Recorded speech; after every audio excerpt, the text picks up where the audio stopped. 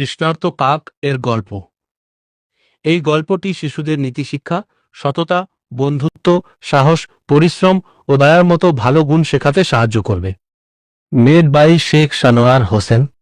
এক গরমের দিনে একটি কাক খুব তৃষ্ণার্ত হয়ে পড়ল। সে চারদিকে জল খুঁজতে লাগলো। অনেক খোঁজার পর একটি বাগানে সে একটি কলস দেখতে পেল।